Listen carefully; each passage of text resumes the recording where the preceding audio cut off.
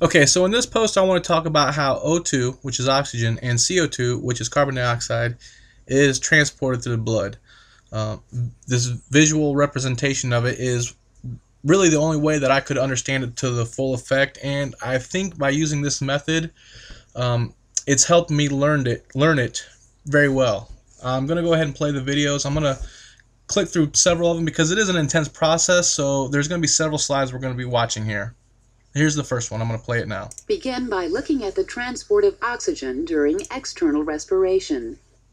With its low solubility, only approximately 1.5% of the oxygen is transported dissolved in plasma. The remaining 98.5% diffuses into red blood cells and chemically combines with hemoglobin. Click a red blood cell to look at a hemoglobin molecule. Okay, so we're going to go to the next slide to look at the hemoglobin now and to really Within dissect each it. red blood cell, there are approximately 250 million hemoglobin molecules. This is talking about Each the hemoglobin protein molecule structure of it. consists of a globin portion composed of 4 polypeptide chains.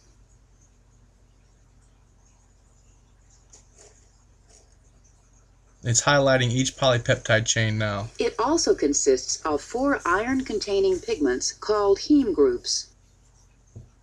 Each hemoglobin molecule can transport up to 4 oxygen molecules because each iron atom can bind 1 oxygen molecule. When 4 oxygen molecules are bound to hemoglobin, it is 100% saturated. When there are fewer, it is partially saturated. Oxygen binding occurs in response to the high partial pressure of oxygen in the lungs. Click the hemoglobin molecule to see oxygen loading. When hemoglobin binds with oxygen, it is called oxyhemoglobin. Did you notice that once an oxygen binds to hemoglobin, the other oxygen molecules bind more readily? This is called cooperative binding. Hemoglobin's affinity for oxygen increases as its saturation increases. Click the hemoglobin molecule again to observe the affinity change. Okay, so I'm going to stop there with the oxygen part of it. This is given the brief overview. And like I said, watching these slides and the videos that the websites provided, the animations, really helps to put things in perspective better than a book can. And I'm going to go ahead and go to the CO2 portion of it now, so we can get a full realm of the understanding of how oxygen and or CO2 are both transported through the blood. Okay, so now we're going to continue on to the CO2 transport portion of it.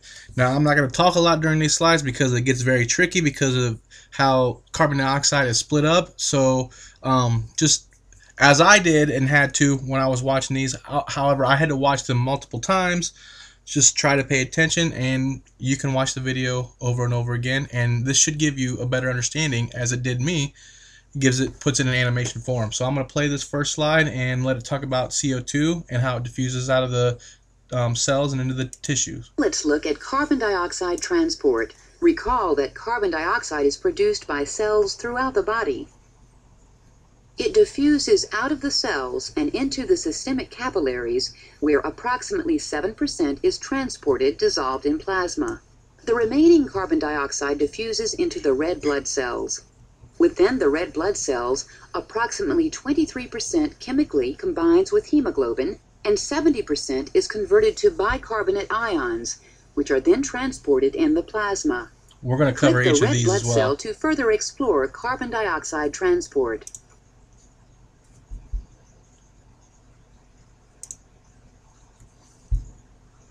Of the total carbon dioxide in the blood, 23% binds to the globin portion of the hemoglobin molecule to form carbaminohemoglobin, as written in this equation. Carbaminohemoglobin forms in regions of high PCO2 as blood flows through the systemic capillaries in the tissues.